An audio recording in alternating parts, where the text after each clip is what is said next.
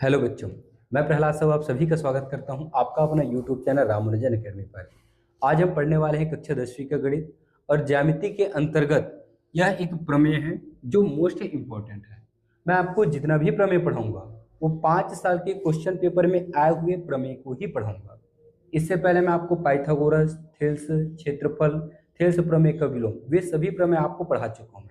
तो आज हम इस प्रमेय को समझेंगे, बेसिक से समझेंगे और बारीकी से समझेंगे।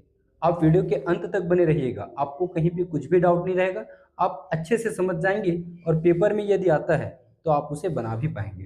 ठीक, तो इस प्रमेय का कोई विशेष नाम नहीं है, ये कथन के से देगा और कथन को ही हम याद रखेंगे और इसके कथन से ही हम डायग्राम बनाएंगे और इस प्रमेय को हम सिद्ध करेंगे। तो देखिए कथन क्या कहते हैं, चलिए स्टार्ट करते हैं।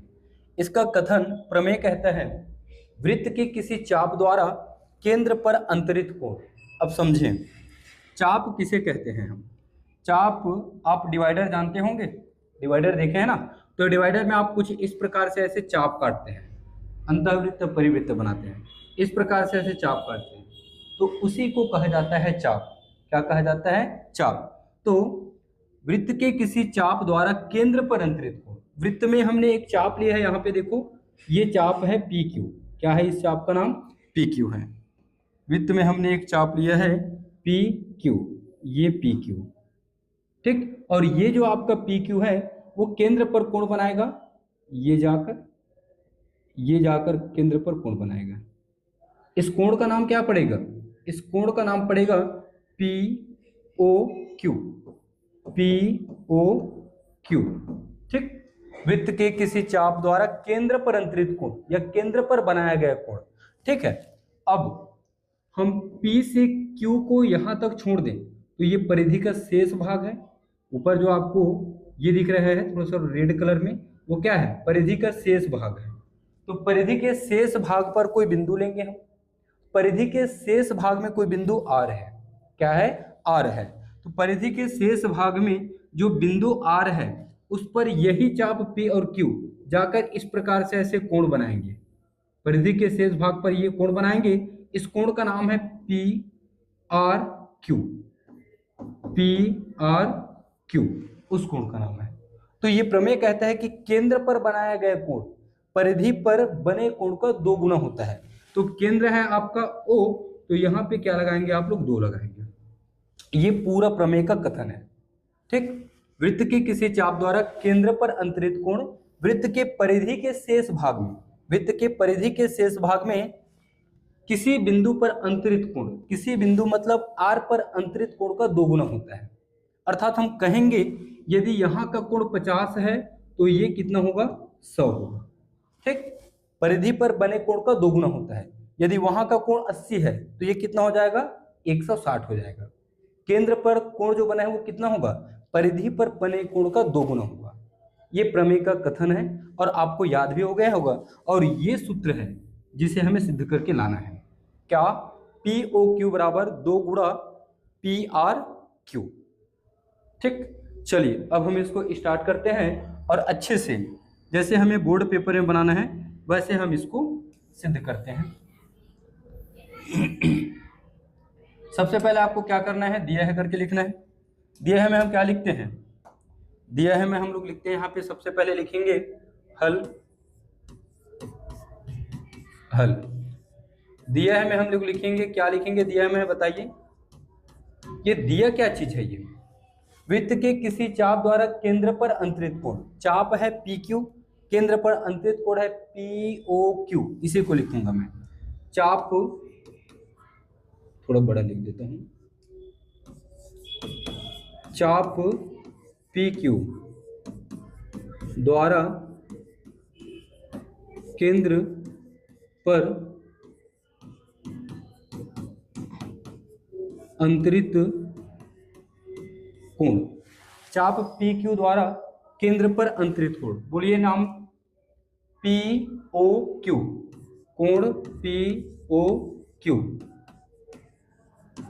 तथा, ठीक है, शेष परिधि, शेष परिधि आपका ये है, तथा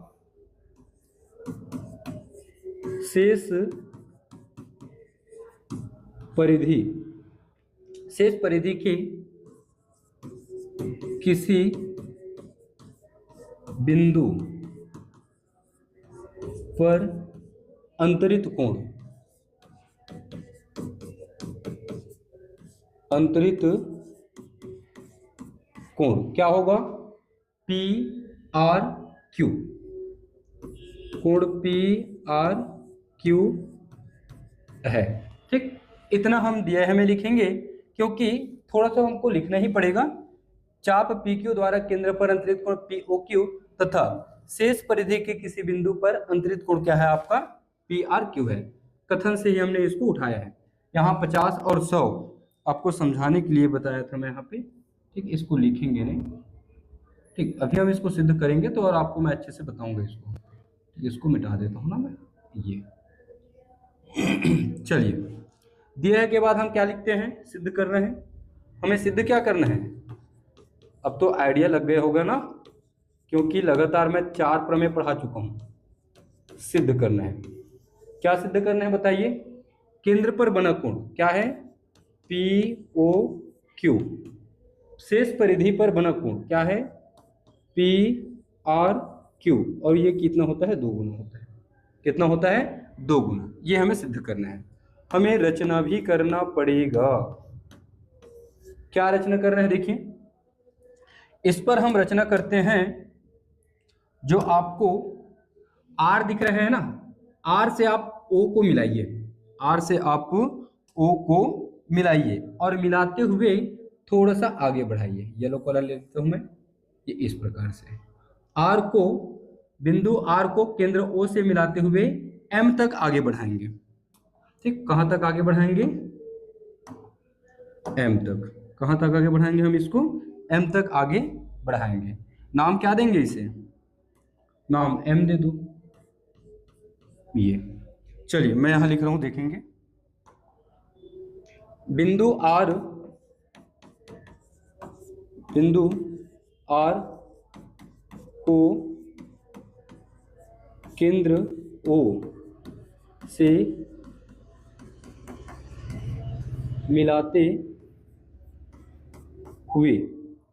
मिलाते हुए एम तक बढ़ाएं। जैसा हम रचना करेंगे वही लिखेंगे। बिंदु आर को केंद्र ओ से मिलाते हुए एम तक आगे बढ़ाएं। एम तक बढ़ाए या आगे लिख लेना है यहाँ पे। ठीक, बिंदु आर को केंद्र ओ से मिलाते हुए एम तक बढ़ाए। एम तक हमने उसको बढ़ा दिया। अब जैसे हम यहाँ पे आर और एम एक लाइन लिया, तो यहाँ पे हमको 2 त्रिभुज दिखने लग गए। इन दोनों त्रिभुजों को मैं अलग से बनाऊं तो कुछ इस प्रकार से बनेगा। ये ऐसे, और इधर से देखें तो कुछ इस प्रकार से बनेगा। ये गया है, ठीक, वो नहीं आ पाएगा शायद। यहाँ देखो, ये और ये ऐसे बना हुआ है। ठीक है, इधर के त्रिभुज का नाम है आर ओ पी। यह है आर ओ और ये क्यू। दोनों त्रिभुजों पर हम काम करेंगे और वहीं से हम क्या करेंगे? इसको धीरे से सिद्ध करेंगे। तो उपपत्ति में हम स्टार्ट करते हैं। लेफ्ट साइड का त्रिभुज सबसे पहले लेते हैं। उपपत्ति, लेफ्ट साइड के त्रिभुज का नाम है पी ओ आर। ठीक, त्रिभुज पी ओ आर में, त्रिभुज पी ओ आर में, इस त्रिभुज में हम देखें, ठीक है, इस त्रिभुज में हम देखें, आप ध्यान से देखें इस त्रिभुज को, पी ओ आर, यह आपका, इस त्रिभुज में आपको 2 त्रिज्या दिख रहे हैं क्या? त्रिज्या हम किसे कहते हैं? केंद्र से परिधि को मिलाने वाली रेखा। केंद्र ओ को परिधि से मिलाने वाली रेखा कहलाती है त्रिज्या। तो ये आपका ओ आर और ये आपका ओ पी, ये 2 त्रिज्या है और दोनों त्रिज्या और इस भुजा को मिलाकर एक त्रिभुज बना हुआ है। तो दोनों त्रिज्या क्या होते हैं? बराबर। किसी भी वृत्त की सभी त्रिज्याएं आपस में बराबर होते हैं। कौन कौन सा? एक त्रिज्या है आपका ओपी, दूसरा है आपका ओ आर। ओपी बराबर ओ आर। यहां हम लिखेंगे एक ही वृत्त की त्रिज्याएं, एक ही वृत्त की त्रिज्याएं, एक ही वृत्त की सभी त्रिज्याएं आपस में बराबर होते हैं, लेकिन ये त्रिज्या आपके लिए यहाँ पे त्रिभुज का काम कर रहा है, त्रिभुज की भुजाओं में बना हुआ है। ठीक है, दोनों त्रिज्या को मिला के यहाँ पे एक त्रिभुज बना हुआ है। तो किसी भी त्रिभुज की यदि दो भुजाएं बराबर हो, किसी भी त्रिभुज की यदि दो भुजाएं बराबर हो तो उसके सम्मुख कोण बराबर होते हैं। इस भुजा के सामने का कोण अर्थात ये वाला और इस भुजा के सामने का कोण अर्थात ये वाला, दोनों आपस में बराबर होंगे। इसमें दिखाऊं तो ये बराबर और ये, मतलब R और P बराबर हो जाएंगे। हम इसको लिखेंगे कैसे, चलिए क्रम से देखते हैं। OP, OP आपका कौन सा है, इस त्रिभुज को देख लो, ये OP है, इसके सामने का कोण ये वाला है, तो R को हम लिखेंगे ORP। तो जस्ट OP के नीचे लिखूंगा मैं ORP बराबर, ठीक है, OR ये वाली लाइन है और इसके सामने का कोण है आपका ये P को हम लिखेंगे OPR, कोण OPR। बगल में क्या बताएंगे हम, बराबर भुजाओं के संगत कोण बराबर होते हैं, बराबर भुजाओं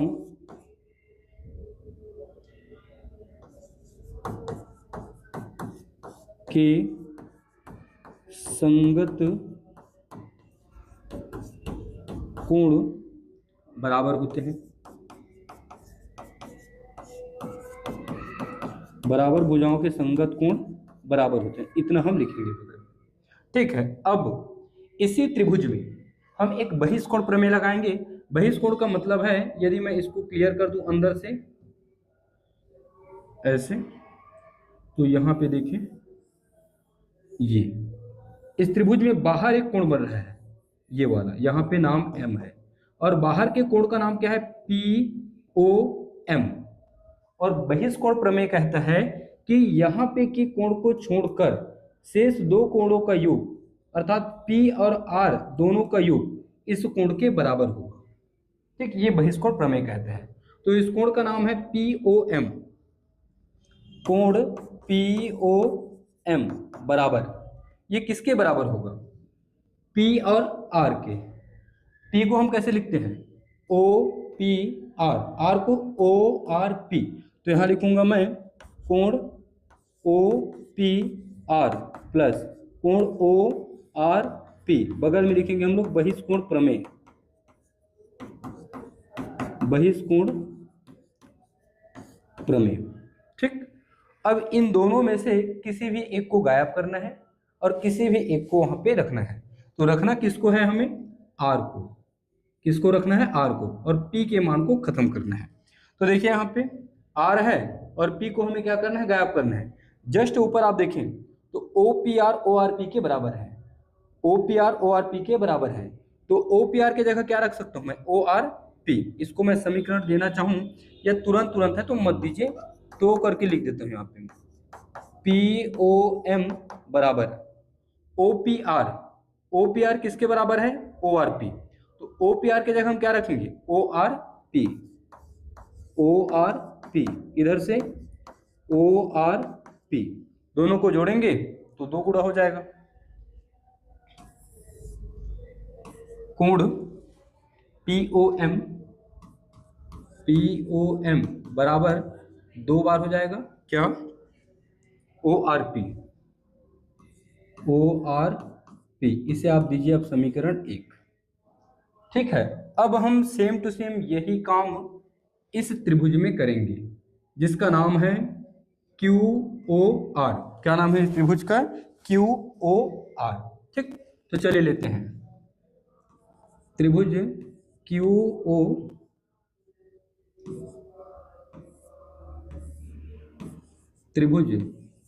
QOR में सेम टू सेम इसमें भी आपको 2 त्रिज्या दिखेगा, एक ये वाला और दूसरा ये वाला, और इन दोनों त्रिज्याओं से मिलकर एक त्रिभुज बना हुआ है। ठीक, तो 2 त्रिज्या है जो उस त्रिभुज की 2 भुजा है। हमको मालूम है किसी भी वृत्त की सभी त्रिज्याएं आपस में बराबर होते हैं। तो त्रिज्या का नाम है OQ और OR, OQ और OR, यहां आप लिखेंगे सेम टू सेम एक ही वृत्त की त्रिज्याएं, एक ही वृत्त की सभी त्रिज्याएं आपस में बराबर होते हैं। यहां बगल में लिख देंगे एक ही वृत्त की त्रिज्याएं। ठीक, समझ आ जाएगा। ठीक, एक ही वृत्त की त्रिज्याएं। तो ओ क्यू और ओ आर, ओ क्यू के सामने का कोण देखिए आप, ओ क्यू आपका ये वाला है, इसके सामने का कोण होगा आर, आर को लिखेंगे ओ आर क्यू, तो ये हो जाएगा कोण ओ आर क्यू बराबर। इसी प्रकार ओ आर को देखो, ओ आर आपका ये वाला है और इसके सामने का कोण ये वाला है, इसका नाम है क्यू। क्या है? क्यू। और क्यू को हम कैसे लिख सकते हैं? ओ क्यू आर, कोण ओ क्यू आर। फिर आप यही चीजें लिखेंगे, बराबर भुजाओं के संगत कोण बराबर होते हैं। इस बार मैं कॉपी नहीं आपको वर्क दे रहा हूं, आप उसको लिखेंगे। ठीक है, अब इसमें भी हम बहिष्कोण लगाएंगे क्योंकि बाहर ये कोण बन रहा है, इसका मान इन दोनों के योग के बराबर होगा। तो इस बहिष्कोण का नाम है क्यू ओ एम, कोण क्यू ओ एम बराबर ये दोनों का योग, तो यहां से ये दोनों, तो आप लिखो आर को लिखो या उसको, चलो क्यू को लिख दो। क्यू का नाम है O Q R, O Q R plus इसका नाम है ओ आर क्यू। बगल में फिर क्या लिखेंगे आप? बहिष्कोण प्रमेय से। क्या लिखेंगे? बहिष्कोण प्रमेय से।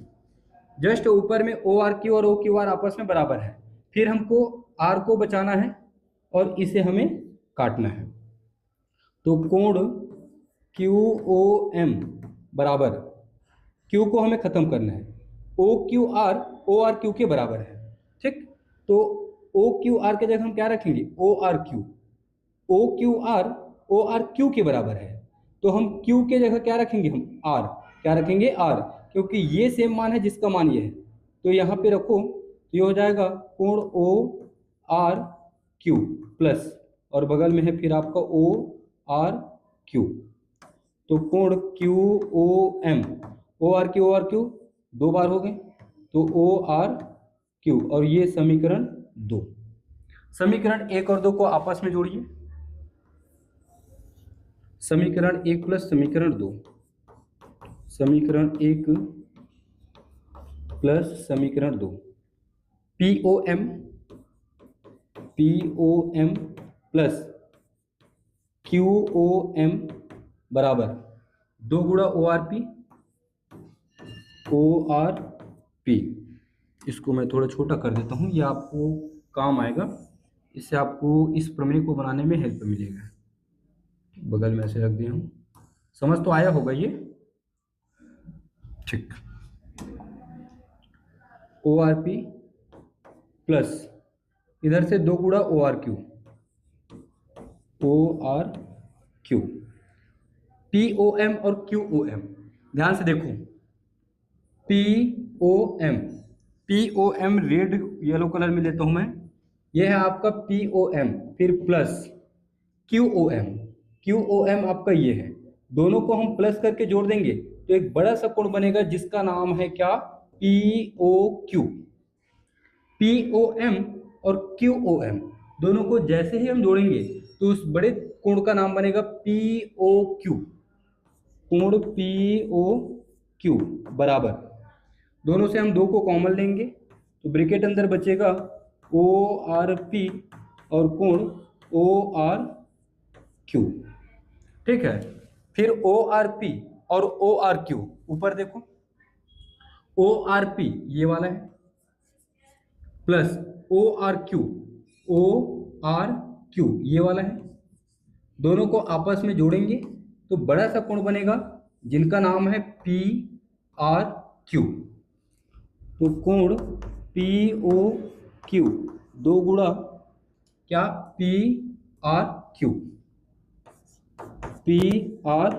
क्यू, हमें यही सिद्ध करना था। आप देखिए,